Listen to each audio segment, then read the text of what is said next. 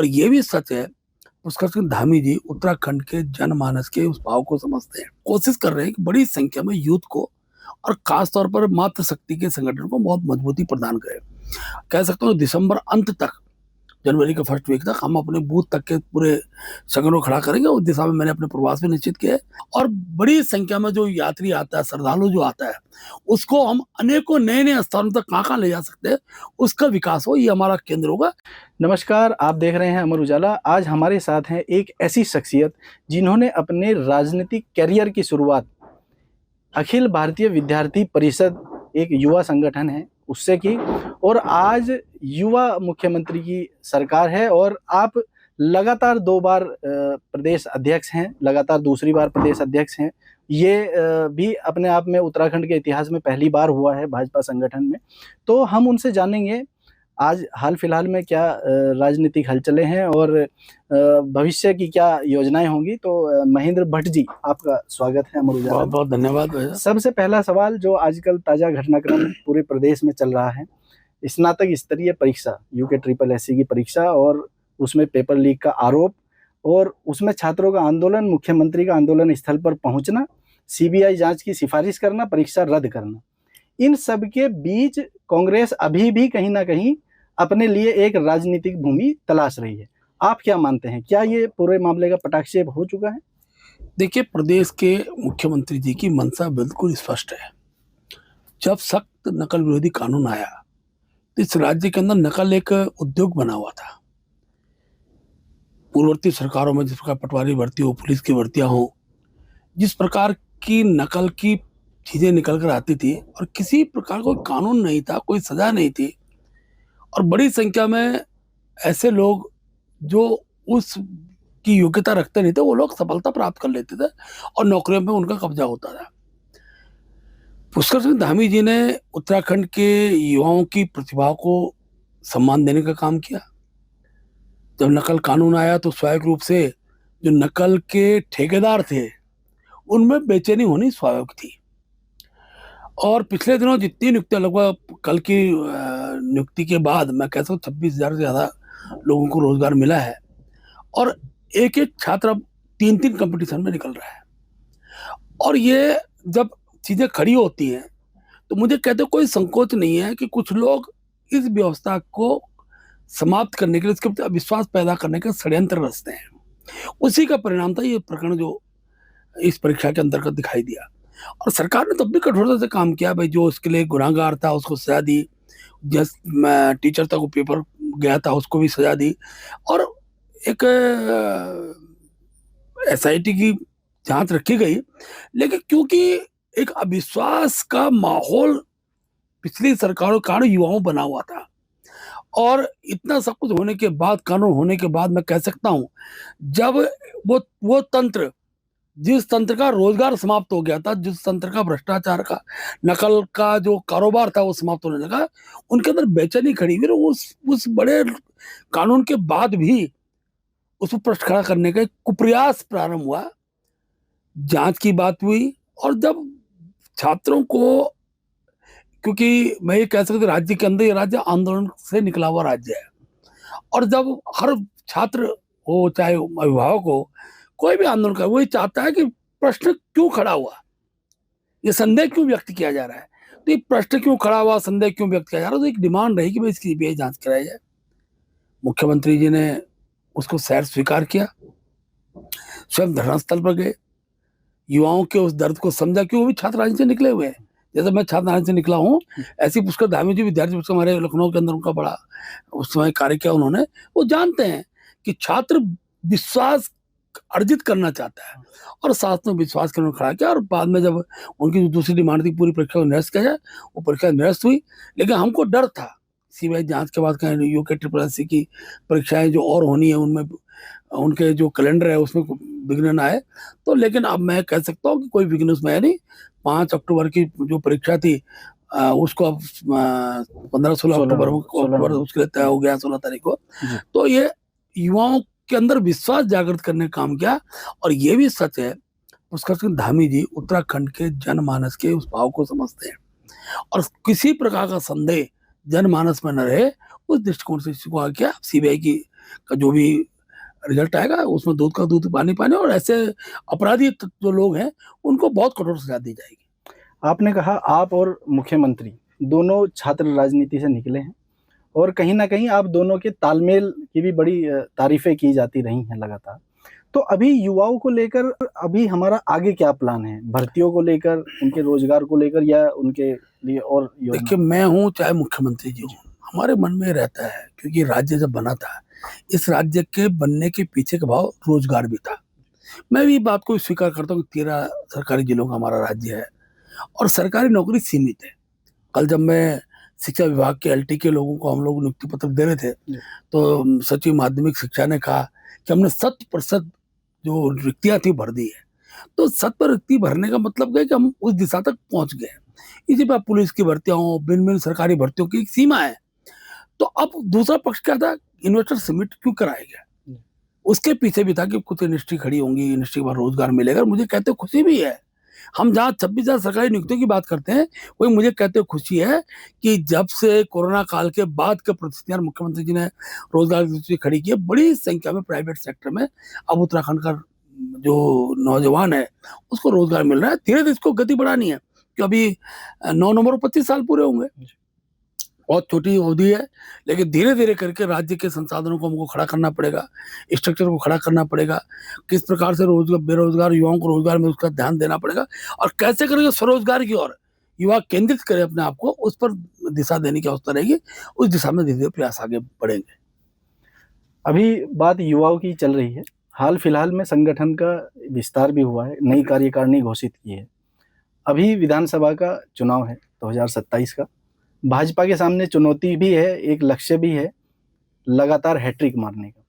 इसमें युवाओं की क्या भूमिका रहने वाली है संगठन में और चुनाव में? देखिए, सबसे बड़ी भूमिका युवाओं की होती है, और हमने जो अभी अपना युवा का संगठन बनाया है, हमने उसमें भी उम्र फैक्टर का, या 35 साल तक का ही हमारा कार्यकर्ता अब युवा मोर्चा का पदाधिकारी बन रहा है। हमारे प्रदेश के पदाधिकारी बनेंगे, जिले के बनेंगे, हमारे बूथ तक की इकाई बनती है, और हमने कोशिश कर रहे हैं कि बड़ी संख्या में यूथ को और खास तौर पर मातृशक्ति के संगठन को बहुत मजबूती प्रदान करें। इस दिशा में हमारे कार्य प्रारंभ हो गए। अभी दीपावली के तुरंत बाद हम अपने युवा मोर्चे का विधिवत रूप से पूर्ण गठन करेंगे, जहाँ हम प्रदेश की टीम बनाएंगे पूरी, वहीं हमने जिले की टीम बनानी, मंडल की टीम बनानी है, और पहली बार हर बूथ पर युवा कार्यकर्ता, इस नाते हमने एक कार्यकर्ता का उसमें तय करना है। यही स्थिति हमारी महिला मोर्चे की रहेगी, लेकिन मूलतः हमारा केंद्र पोलिंग बूथ होता है। पोलिंग बूथ को सशक्त करने के लिए वहाँ टीम ठीक प्रकार से हमारी बने, उस दिशा में सबका प्रयास है। और मैं कह सकता हूँ दिसंबर अंत तक, जनवरी के फर्स्ट वीक तक हम अपने बूथ तक के पूरे संगठन को खड़ा करेंगे। उस दिशा में मैंने अपने प्रवास भी निश्चित किया है। हम नीचे तक हर जिले के 3 मंडलों के प्रत्येक बूथ तक पर मेरा जाना होगा, मैं लोगों से बातचीत करूंगा, कार्यकर्ताओं को खड़े करेंगे, और हमारी बूथ इकाई इतनी मजबूत हो जाए कि टोटल पोलिंग का 50+1 वोट ये भाजपा के पक्ष में हो। बूथ जीता चुनाव जीता हमारा मंत्र भी है, और उसी मंत्र को हम क्रियान्वित करने के लिए तंत्र भी स्थापित करते हैं। तो उसी आधार पर हमारी जीत का आधार बनता है। तो आप लगातार जमीनी स्तर पे तो काम कर ही रहे हैं। उत्तराखंड में भाजपा एक रिकॉर्ड है कि लगातार 10 साल तक सरकार चलाने का एक रिकॉर्ड है। अभी अगले चुनाव तक 10 साल पूरे हो जाएंगे, लेकिन अब सवाल ये है कि 10 साल सरकार चलाने के बाद अगले 5 साल आप क्या देखते हैं? उत्तराखंड में क्या और ज़रूरतें हैं या हमारा क्या लक्ष्य होगा अगर हम सरकार में हैट्रिक मारते हैं? देखिए, भारतीय जनता पार्टी हर चुनाव में अपने एजेंडे के साथ जाती है, और जब भी हमारी सरकारें आती हैं हम उस एजेंडे के क्रियान्वयन के लिए काम करते हैं। चाहे यूसीसी का विषय हो, कठोर नगर विरोधी कानून हो, बहनों को क्षेत्रीय आरक्षण का विषय हो, आंदोलनकारियों को आरक्षण का विषय हो, ये हमारे घोषणा पत्र के अंग रहे हैं। हर गांव तक सड़क पहुंचे हमारा लक्ष्य रहा है, हर घर में बिजली, पानी, गैस, इस व्यवस्था को सुधारने का हमने काम किया है।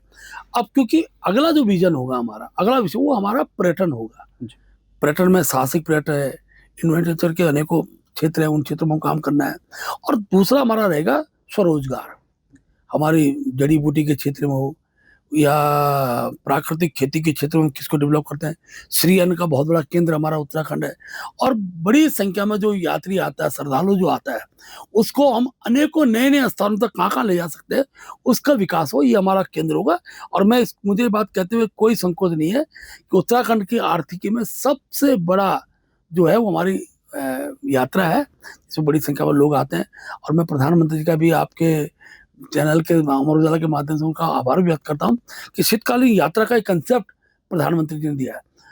इसी प्रकार से वेडिंग का कंसेप्ट दिया है। बड़ी संख्या में लोग देश विदेश से अब हमारे यहाँ शादी विवाह करने के लिए आ रहे हैं।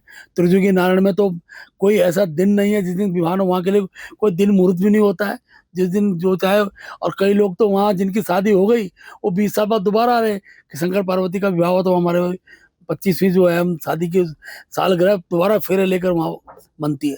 तो हमारा देवभूमि का उत्तराखंड का जो स्वरूप है, उस स्वरूप में हम क्या और कितने अच्छे चार चांद लगा सकते हैं, उस पर हमारी आगे की कार्य योजना रहेगी। जी, आपने देवभूमि के स्वरूप की बात की है और हाल फिलहाल में मुख्यमंत्री पुष्कर सिंह धामी के कई बयान लगातार आ रहे हैं।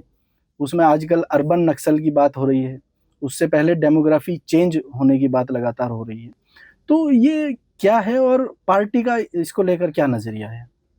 देखिए, उत्तराखंड ये सब धर्मों का केंद्र है। अगर मैं कहूँ तो जहाँ हमारे 4 धाम हैं, वही हेमकुंड साहिब का गुरुद्वारा भी है। हरिद्वार के अंदर आप जानते हैं कि मुस्लिम समुदाय का बहुत बड़ा हमारा वहाँ एक स्थल है। इसी प्रकार से हमारे नानक महत्ता हमारा केंद्र है। हर क्रिश्चियन का नैनीताल के अंदर देखिए, मसूरी के अंदर देखिए, तो हम उत्तराखंड में सब लोग मिलजुल कर रहते हैं, ये एक सत्य है।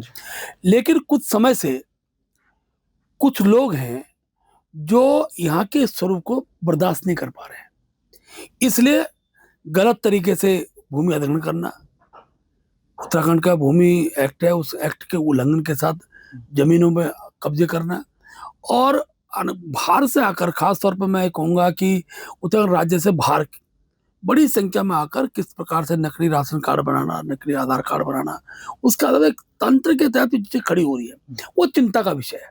उत्तराखंड में पौराणिक जो मुस्लिम बंधु हैं, ईसाई बंधु हैं, सिख बंधु हैं, उनके अंदर कभी इस प्रकार का भाव खड़ा नहीं हुआ है। अभी मैं जो आप अर्बन नक्सल की बात कर रहे हैं, तो आखिरकार मैं कह रहा हूँ, इतना बड़ा कठोर कानून के बाद भी अगर बिगड़ डालने का काम कोई शक्ति कर रही है तो वो व्यक्ति नहीं है, एक व्यक्ति नहीं कर सकता, उसके पीछे का तंत्र है। और वो व्यक्ति 9 जगह से अगर फॉर्म भर रहा है और अलग अलग नामों से कर रहा है, जब उसकी पूरी जांच तो सीबीआई उसका पूरा चिट्ठा खोलेगी, तो उसके पीछे के तत्व ध्यान में आएंगे। तो इसलिए मुख्यमंत्री जी शब्द का प्रयोग किया है। मैं कह सकता हूँ कि ये चीजें होनी नहीं चाहिए। आखिरकार मैं जानता हूँ, मैं चमोली जिले का, तो हमारे 2 गांव तो मुस्लिम, इतना हमारे साथ तो भाई जैसे व्यवहार से बात करते, गढ़वाली भाषा बोलते हैं, एक अपना अपनत्व का भाव है, कभी रहा नहीं।